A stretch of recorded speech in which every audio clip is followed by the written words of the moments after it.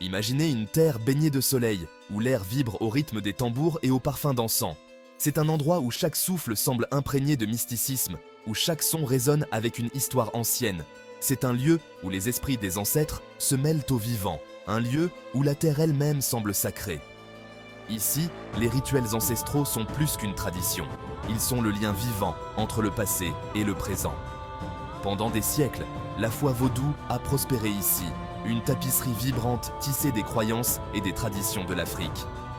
Chaque cérémonie, chaque chant, chaque danse raconte une histoire de résilience et de connexion spirituelle. C'est une religion de danse et de musique, de guérison et de communauté, profondément liée à tous les aspects de la vie. Les rituels de guérison ne sont pas seulement pour le corps, mais aussi pour l'âme, unissant la communauté dans un cercle de soutien et de foi. Mais ce monde est en train de changer.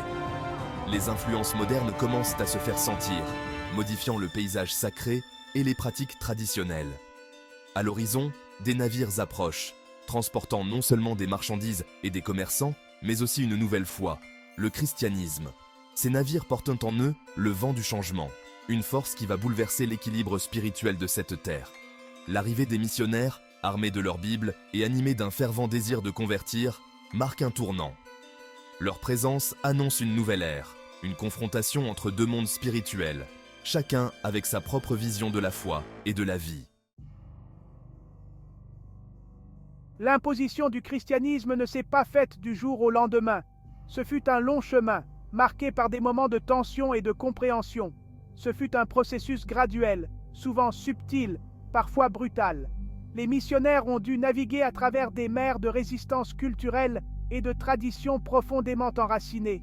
Les missionnaires ont établi des écoles, non seulement pour éduquer, mais aussi pour inculquer leurs croyances, offrant une éducation avec une dose d'instruction religieuse. Ces écoles sont devenues des centres de diffusion de la nouvelle foi. Les enfants, désireux d'apprendre, se sont retrouvés déchirés entre la foi de leurs ancêtres, transmise de génération en génération, et les enseignements de ces nouveaux venus, qui promettaient un avenir différent. Les chefs locaux, souvent sous pression ou influencés par des promesses de pouvoir, ont embrassé la nouvelle religion, espérant ainsi renforcer leur autorité, et ont exhorté leur peuple à faire de même, créant un mélange complexe de croyances et de pratiques.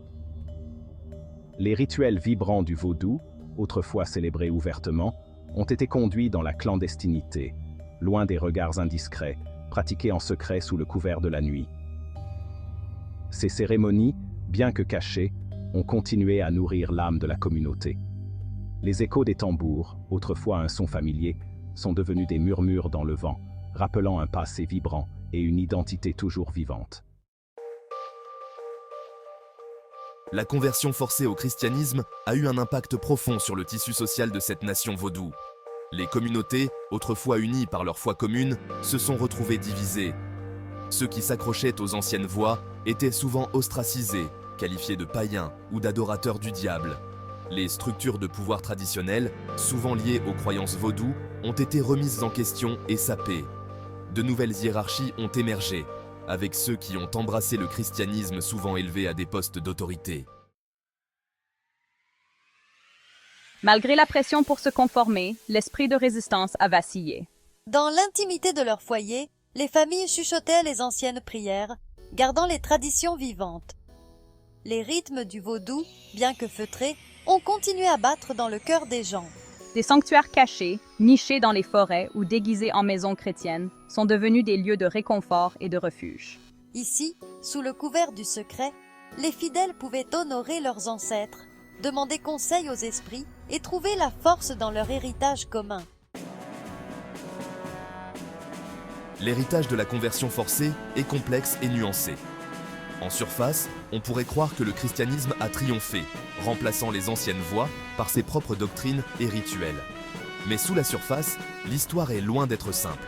Alors que le christianisme a indéniablement marqué de son empreinte le paysage religieux, le vaudou n'a jamais vraiment disparu. Il s'est adapté, évoluant vers de nouvelles formes, se mélangeant à des éléments chrétiens pour créer un syncrétisme unique qui reflétait les expériences vécues par le peuple. Aujourd'hui, les tambours du vaudou ne sont plus réduits au silence. Ils résonnent à travers les montagnes et les vallées, rappelant à tous la force et la résilience de cette tradition ancestrale. Ils battent aux côtés des hymnes de l'Église, créant une symphonie unique qui unit deux mondes autrefois opposés. Un témoignage de la résistance d'une foi qui a refusé de s'éteindre, malgré les siècles de persécutions et de malentendus. La relation entre les deux religions reste complexe, un mélange d'acceptation et de conflit, marqué à la fois par la tension et par un respect à contre-cœur. Dans certaines communautés, les discussions sur la foi sont fréquentes et passionnées. Les frontières entre les deux foi se sont estompées, créant un espace où les croyances se mélangent et se transforment.